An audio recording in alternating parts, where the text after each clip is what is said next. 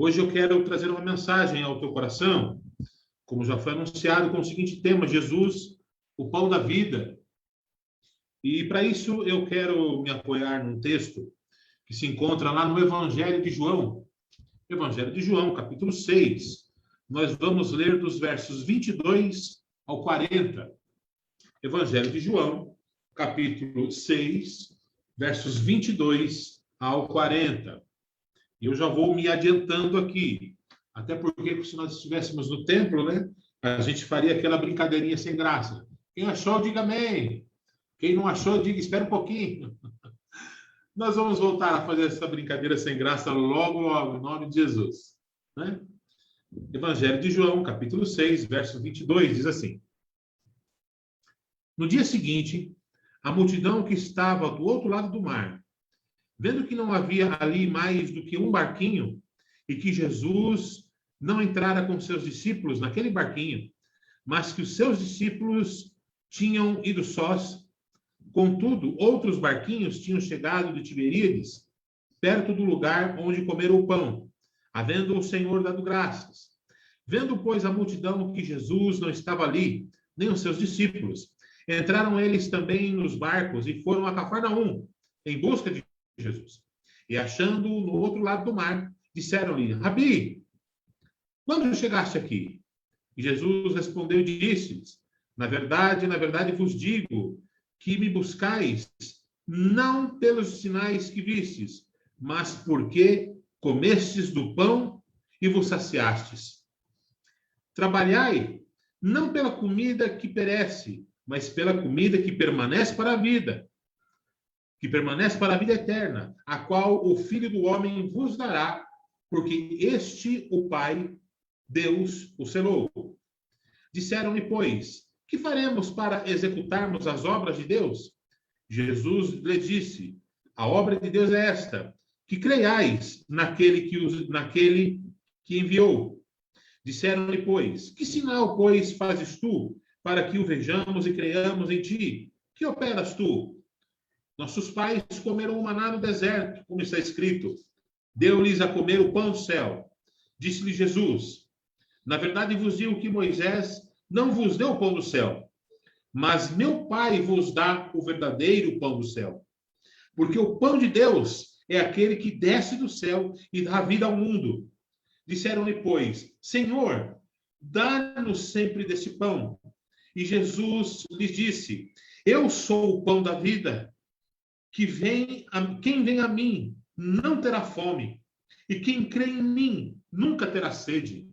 Mas já vos disse que também vós me vistes, e contudo não credes.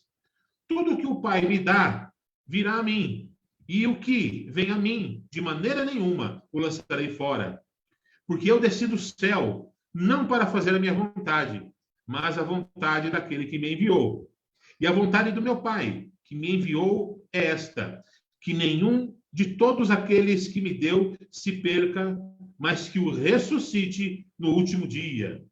Porquanto a vontade de que me enviou é esta: que todo aquele que vê o Filho e crê nele tenha a vida eterna. Eu o ressuscitarei no último dia. Eu quero ler novamente esse verso 40.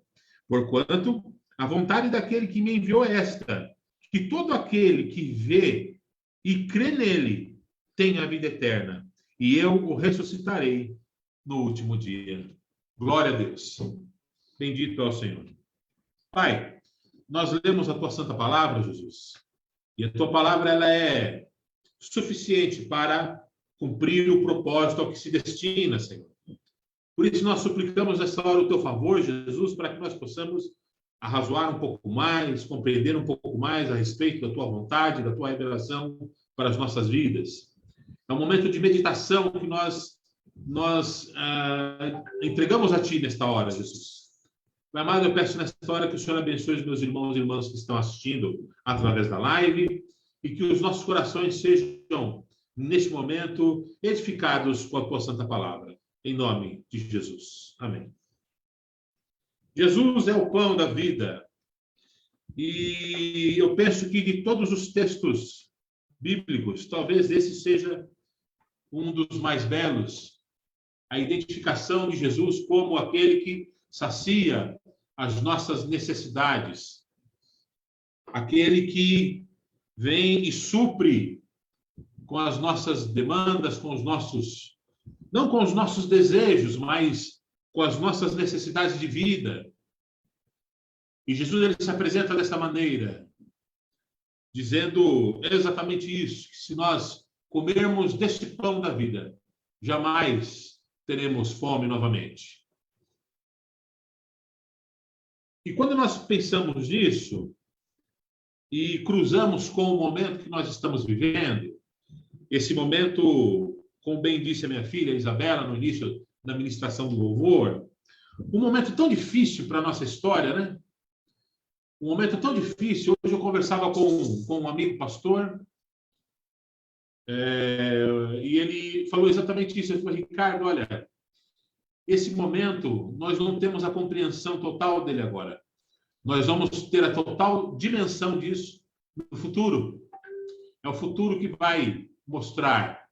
É o futuro que vai realmente dar a noção certa de tudo aquilo que está acontecendo, não apenas no nosso país, com as nossas características pontuais, mas também em todo o mundo. Muita dificuldade, muita dificuldade. Ontem nós ficamos muito tristes, hoje ficamos tristes. Pessoas que o Senhor tem levado, a doença aumentando, quase 3.000 pessoas morreram. Ontem, né? Ontem ou anteontem, parece que foi isso, quase 3.000 pessoas no Brasil perderam a sua vida por causa... É muita gente, é muita gente. Aliado a tudo isso, nós vemos outras situações, né? A situação social do nosso país, pessoas desempregadas, pessoas passando necessidade. E nós que somos cristãos, não estamos alheios a tudo isso, nós não estamos alheios a esse sofrimento, nós não estamos intocáveis a esse sofrimento todo. Isso acaba, sim, mesmo que nós estejamos empregados, que nós não estejamos doentes, mas acaba, sim, chegando aos nossos corações e traz uma doença ainda talvez pior.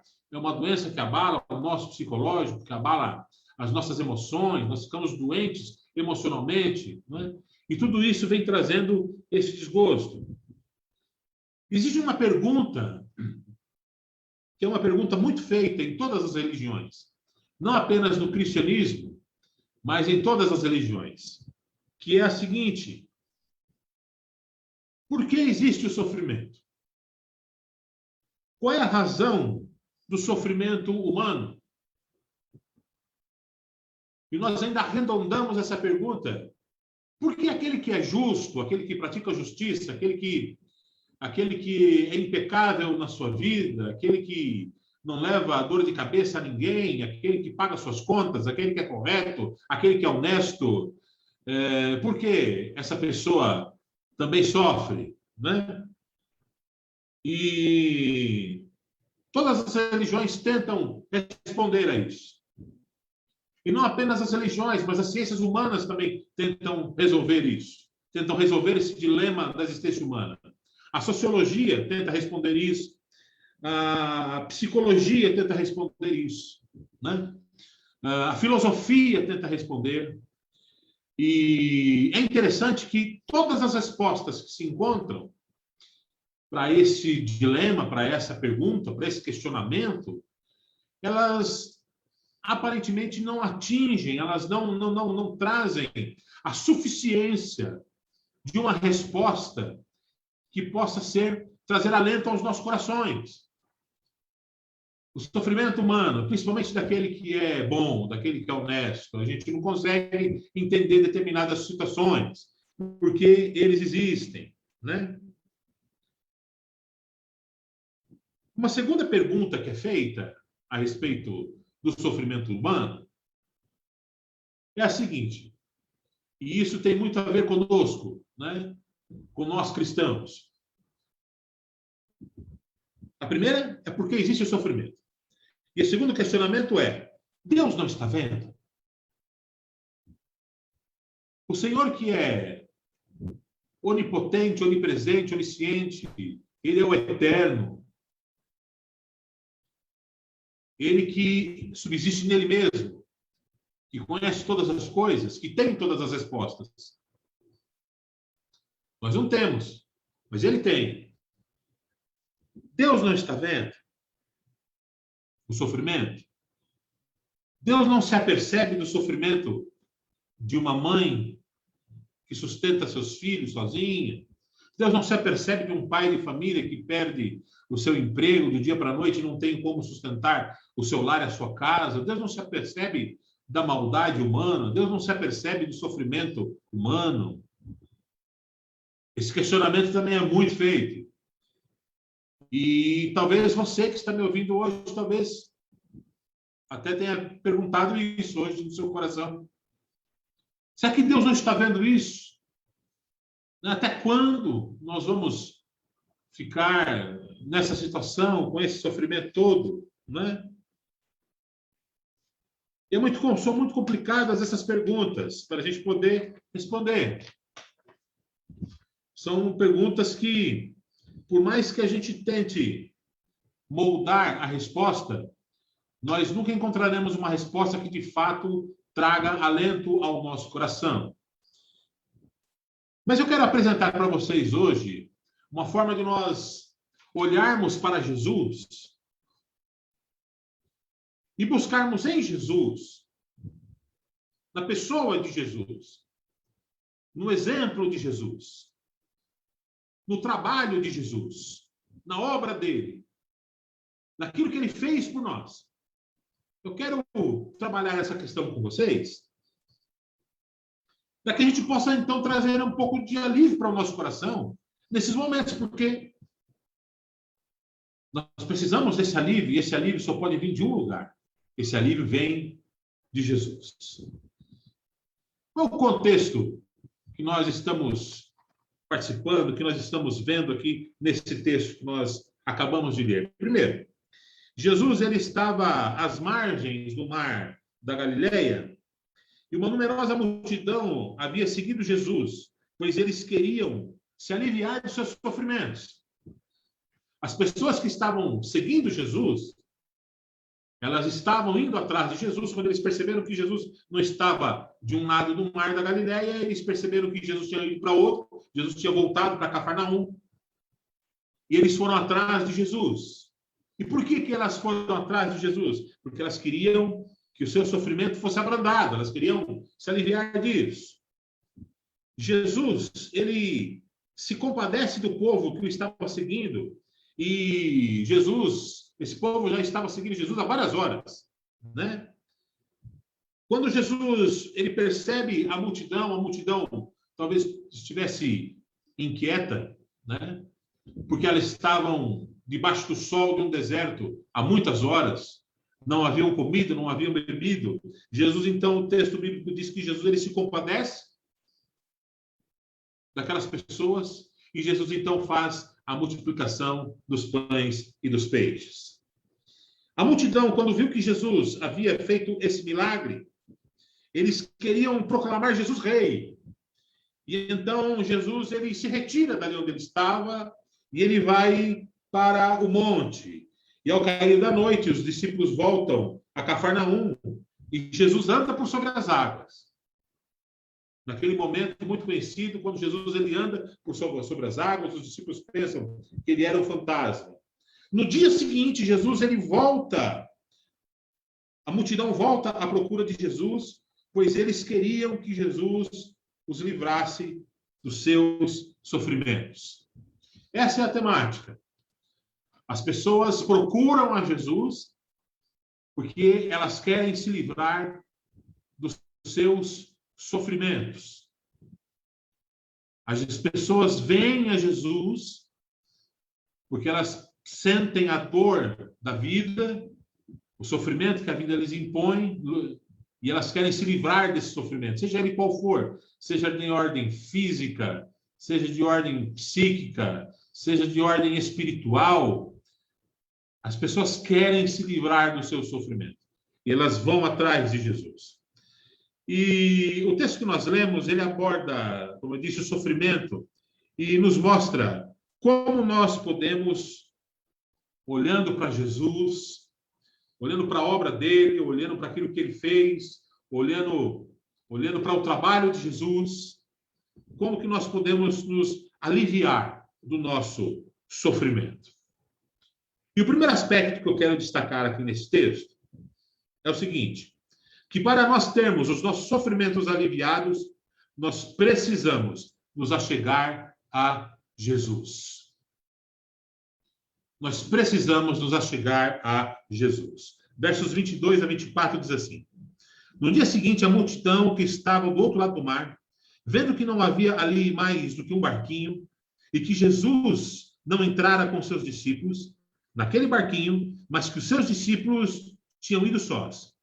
Contudo, outros barquinhos tinham chegado em Tiberíades, perto do lugar onde comeram o pão, havendo o Senhor dado graças.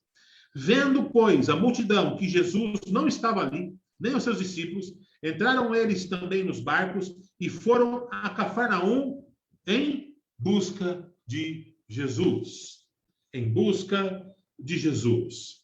Meus irmãos, em momentos de sofrimento e de angústia, nós precisamos recorrer a Jesus Cristo. Não existe outra maneira de nós termos os nossos sofrimentos aliviados. A palavra de Deus, o apóstolo Pedro diz que nós devemos colocar aos pés de Jesus todo o nosso sofrimento, toda a nossa angústia, porque somente Jesus, porque Ele cuida de vós. Jesus Cristo cuida de nós. O Salmo 34 diz: entrega o teu caminho ao Senhor, confia nele e o mais Ele fará. Mateus 11, 28, o próprio Senhor Jesus Cristo diz: vinde a mim, vós que estáis cansados e sobrecarregados. Meus irmãos, humanamente falando, cientificamente falando, sociologicamente falando, filosoficamente falando, teleologicamente falando, não existe uma resposta humana que satisfaça essa questão. Porque somente há alívio para sofrimentos em Jesus Cristo, o Filho de Deus. Muito embora a obra de Jesus, o seu trabalho maior, não tenha sido, o foco dele não tenha sido de fato trazer ali uma melhora na nossa vida terrena, o foco de Jesus era trazer a salvação eterna aos nossos corações. Mas a presença de Jesus, quando nós estamos com Jesus, quando nós estamos na presença de Jesus, nós temos os nossos sofrimentos aliviados por um motivo. Sabe qual é? Porque Jesus se compadece daqueles que sofrem, Jesus se compadece daquele que os busca, daquele que buscam ao Senhor. Jesus se compadece. Como Jesus se compadeceu daquela multidão. Aquela multidão estava há horas buscando de Jesus respostas para o seu sofrimento. Jesus percebe que eles estavam sofrendo porque estavam com fome, com sede, debaixo do sol do deserto o dia todo. E Jesus, então, ele realiza um grande milagre. Ele multiplica pães e peixes. E a palavra de Deus diz que mais de 5.000 pessoas comeram naquele dia. Se nós juntássemos ali, então, os homens foram primeiramente contados, mas depois as crianças e mulheres, talvez mais de 10.000 pessoas comeram daquela multiplicação de pães e peixes. Por quê? Porque Jesus Cristo, ele se compadece. Por que Jesus se compadece? Jesus se compadece porque Jesus sofreu como nós. Jesus é Deus. Ele deixou a sua glória, ele deixou a glória do unigênito do Pai. Nasceu como homem. A palavra de Deus em Gálatas diz que ele nasceu de mulher. Ou seja, ele sofreu tudo que eu e você sofremos. Ele sabe o que é passar fome, ele sabe o que é sentir dor, ele sabe o que é sentir o abandono, ele sabe o que é sentir medo, ele sabe o que é sentir tristeza. Jesus, ele se compadece de você. E quando nós percebemos isso, quando nós olhamos para Jesus e no trabalho que ele fez, na sua obra, nós percebemos que nós podemos encontrar em Jesus consolo para as nossas almas. Nós podemos encontrar em Jesus alívio para as nossas almas. Amém? A multidão reconhecia que em Jesus havia solução para os seus sofrimentos. Reconheça que em Jesus há solução. Segundo aspecto importante que eu vejo aqui nesse texto, que pode trazer alívio para os nossos corações, primeiro, é que nós devemos buscar a Jesus. Segundo, é que Jesus nos alivia o sofrimento, pois ele apresenta a mais viva esperança firmada nele mesmo. Jesus nos alivia o sofrimento, pois apresenta a mais viva esperança, que é firmada não em mim. Não é firmada na Igreja Batista. Não é firmada numa outra igreja, numa outra denominação. Não é firmada no apóstolo tal. Não é firmada no pastor tal. Mas é firmada nele. Em Jesus Cristo, a esperança. Se nossas esperanças estiverem em Jesus, nós subsistiremos ao sofrimento. Se as nossas esperanças estiverem em Jesus, nós vamos subsistir ao sofrimento. E eu vou te dizer por quê. Porque se nós estamos passando pelo sofrimento agora, e a nossa esperança está em Jesus, então significa que o meu coração, muito embora eu esteja passando pelo sofrimento, mas no meu coração há esperança, porque Jesus Cristo está comigo. A minha caminhada vem sendo aliviada, porque Jesus Cristo, que é o Senhor dos Senhores, ele mesmo disse lá em Mateus capítulo 11, que ele vai dividir comigo a minha carga, ele vai dividir comigo a minha canga, né? Ele vai dividir comigo o peso da minha vida. Ele vai me ajudar a aliviar. Ele é o bom amigo que vai dividir comigo esse peso, esse sofrimento. Ele não vai nos desamparar. Durante toda essa caminhada, Jesus Cristo vai estar conosco. Então, a gente vai subsistindo, a gente vai continuando a caminhada. Se quando nós chegarmos no final da caminhada, meus irmãos, o sofrimento me fizer sucumbir à vida nessa terra, glórias a Deus, porque a esperança viva no meu coração está acesa, aleluias, e eu vou estar com Jesus Cristo na glória eterna. De qualquer forma, nós somos mais do que vencedores em Cristo Jesus. Bendito seja o Senhor. A melhor opção é estar em Jesus. A melhor opção é estar em Jesus. Não existe vida fora de Jesus. Não existe resposta fora de Jesus. Não existe caminhada fora de Jesus. Meus amados, nós precisamos nesses dias de tanta informação e tão pouco conhecimento. Tanta informação e tão pouco conhecimento. Hoje nós temos conhecimento, informação de tudo ao clique de um dedo, a um toque de um dedo na internet. Nós temos a informação sobre o que você quiser saber. Mas os relacionamentos hoje são rasos. E isso tem também tem acontecido também com relação ao relacionamento com Jesus. O conhecimento que as pessoas têm a respeito de Jesus hoje é um conhecimento raso. Inclusive cristãos dentro da própria igreja, porque não se relacionam com Jesus. Se relacionam com mensagens da internet, se relacionam com hinos bonitos que nós ouvimos, se relacionam, né, com aquele pastor televisivo, mas não tem uma vida de joelhos no chão, uma vida de busca do Senhor na palavra. Vou compartilhar com vocês algo que aconteceu conosco essa semana e que a gente sempre fez isso aqui em casa. Né? Pela primeira vez em um ano e pouco de pandemia que nós estamos aqui em casa, a Suzana de home office e eu esse tempo todo, o ano passado fiquei quase 9 meses em casa e agora voltei a trabalhar em dezembro, e trabalhei até um mês atrás, agora já voltou novamente ao afastamento, né? E a gente tem ficado em casa. Pela primeira vez, nesse quase ano e meio, que eu vi que nós estávamos nervosos aqui em casa. Eu vi que a gente estava com os nervos meio que à flor da pele, né? Eu estava muito nervoso esses dias, estava muito irritado, né? E eu acordei na segunda-feira pela manhã, e normalmente eu faço isso, eu acordo primeiro que a Suzana, vou lá, faço o café para ela, né?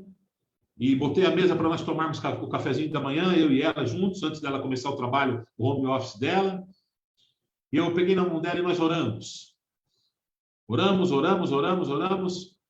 e colocamos as nossas emoções, os nossos sentimentos, todos na presença do Senhor, né? Eu aprendi a fazer isso. Quando nós estamos passando por lutas, por problemas e dificuldades, não adianta. Eu tenho que buscar o consolo em Jesus, eu tenho que buscar a resposta dele. É nele, não é em outra pessoa. Meus irmãos, o maior conhecimento, o maior aprofundamento que você pode ter na sua vida é conhecer a Jesus Cristo e o seu poder. Conhecer o amor de Jesus. Outro dia escutei uma frase, que alegaram que essa frase fosse do Billy Graham, não tenho certeza se é. Eu vou dizer a frase porque eu achei ela muito interessante, mas não tenho certeza se é do Billy Graham. Que ele dizia o seguinte: olha, ore e ore de novo, até que você e Deus se tornem amigos íntimos. Ore e ore de novo, até que você e Deus se tornem amigos íntimos. Isso é buscar o aprofundamento, é buscar o conhecimento do Senhor. Oséias capítulo 6, verso 3 diz isso: conheçamos e prossigamos em conhecer ao Senhor. Amém, queridos? Jesus Cristo é essa esperança. E por fim, terceiro aspecto que eu vejo muito importante para a gente poder suportar, né, os sofrimentos que nós estamos vivendo nesses dias, é que quando nós nos achegamos a Cristo, Ele supre todas as nossas necessidades. Quando nós nos achegamos a Cristo, Ele supre todas as nossas necessidades. Eu quero ler esse texto, versos 32 ao 35, ele diz assim: disse depois Jesus: na verdade vos digo que Moisés não vos deu o pão do céu, mas meu Pai vos dá o verdadeiro pão do céu. Jesus estava falando dele. Jesus estava apontando para ele. Verso 33. Porque o pão de Deus é aquele que desce do céu e dá a vida ao mundo. Disseram-lhe, pois, Senhor, dá-nos sempre desse pão. E Jesus lhe disse, olha que coisa maravilhosa. Eu acho que é a afirmação mais linda que nós podemos encontrar no dia de hoje. E Jesus lhe disse, e Jesus está falando isso para o teu coração hoje: eu sou o pão da vida. Aquele que vem a mim não terá fome, e quem crê em mim nunca terá sede. Aquele que vem a mim, eu sou o pão da vida. Aquele que vem a mim não terá fome, e quem crê em mim nunca terá sede. Meus irmãos, Jesus, ele supre as nossas necessidades. Jesus, ele faz essa analogia com Moisés, do maná que veio do céu, porque o maná representava Jesus. Não é apenas a necessidade física que Jesus está falando aqui.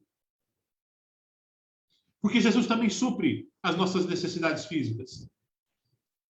Jesus, ele não vai nos deixar desamparados. Eu quero abrir um parênteses aqui falando a respeito disso. Eu quero dizer para você o seguinte, meu irmão. Eu digo isso com toda certeza. 95% de tudo aquilo que nós achamos que temos uma necessidade de vida hoje, nós podemos viver bem sem elas. grande parte de tudo aquilo que nós achamos que é uma grande necessidade de vida, que sem elas nós não podemos viver. Acredite, se você fizer uma introspectiva, se você fizer uma análise, você vai ver que você consegue viver sem muitas das coisas. Quero lembrar a você que quando esse texto foi escrito, não havia tecnologia, não havia shopping, não havia comida bistrô, não havia grandes restaurantes, não havia grandes supermercados. As pessoas viviam da terra, viviam da pesca, da caça, daquilo que plantavam, daquilo que colhiam. Muitos viviam daquilo que pegavam no deserto, da água da chuva. E Jesus supria todas essas necessidades. E Jesus vai continuar suprindo essas necessidades, porque Ele conhece as nossas necessidades. Evangelho de Mateus, capítulo 6, quando Jesus fala a respeito da ansiosa solicitude da vida, Ele vai falar isso, que o Pai conhece as nossas necessidades antes que nós lhe o peçamos. Então, Jesus, Ele supre essas necessidades. Mas a maior necessidade dos nossos corações hoje é a fome interior que nós temos hoje. A fome que temos de Deus. A fome que temos da presença do Senhor. A sede que temos da presença de Deus. E essa fome, essa sede, ela é saciada pela presença gloriosa de Jesus Cristo, o Filho de Deus, nas nossas vidas. Amém, amados? Jesus supre essas necessidades e mais ainda, o apóstolo Paulo ele vai dizer lá aos Colossenses que nós aprendemos a estar, perdão, aos Filipenses, ele vai dizer o seguinte, que nós aprendemos a estar saciados, contentados em toda e qualquer situação. Lá em Filipenses, no capítulo 4, o apóstolo Paulo fala isso, que nós aprendemos a estar contentados em toda e qualquer situação. Durante nossa caminhada pela vida, que é o nosso deserto, nós teremos as nossas necessidades. Em tudo, Jesus nos supre, pois Ele é o pão da vida. Eu quero concluir dizendo o seguinte, que Jesus ele nos alivia o sofrimento, pois Ele aponta para um momento que transcende este mundo, que é o momento da glória vindoura da vida eterna. Eu quero parafrasear aqui o nosso grande amigo e pastor, o pastor Maurício. Muitas vezes em conversa com ele, em desabafo com ele, ele virou para mim e falou assim, Ricardo, mas você tem que ver o seguinte, aqui realmente não é o céu. Né, pastor? Não é. Infelizmente, enquanto nós estivermos aqui nesse mundo, nós vamos passar por essas situações. Hoje pela manhã, minha filha, que foi... a Isabela, ela faz farmácia, né? Estudante de farmácia. E ela teve que fazer um trabalho e que ela trabalhou esse tema. E ela mostrou, mas pai, olha, a gente está vivendo esse momento de pandemia aqui e tal, né? Mas essa é a terceira vez que isso acontece no mundo. Terceira vez conhecida que isso acontece no mundo inteiro, desta maneira, né? E nós comentamos a respeito disso, a respeito do sentimento das pessoas da época, né? Eram os mesmos. O mundo vai acabar, aqueles pensamentos escatológicos, que tudo vai acabar, que a vida vai acabar, né? Que Deus vai acabar com o mundo, que tudo vai acabar, né? Que a doença vai matar todo mundo, né? E olha que hoje nós temos muito mais recursos do que nas duas primeiras pandemias que aconteceram no mundo, né? Mas eu quero dizer para você o seguinte, não se deixe abater por esse tipo de pensamento. Não se deixe levar por esse tipo de consideração. É verdade, sim, o sofrimento que nós estamos passando nesse momento é severo, é grande. Mas confie em Jesus Cristo, que é o pão da vida. Quem crer nele, quem for a ele, jamais terá fome. E quem crer nele, jamais terá sede. Se agarre com Jesus Cristo, se apegue a Jesus Cristo nesse momento. Não sei se a gente vai encontrar todas as respostas para os nossos sofrimentos, né? Mas de uma coisa eu tenho certeza. Com resposta ou sem resposta, Eu tenho Jesus Cristo do meu lado e isso me basta. Jesus Cristo está ao seu lado também. Que Deus te abençoe, em nome de Jesus.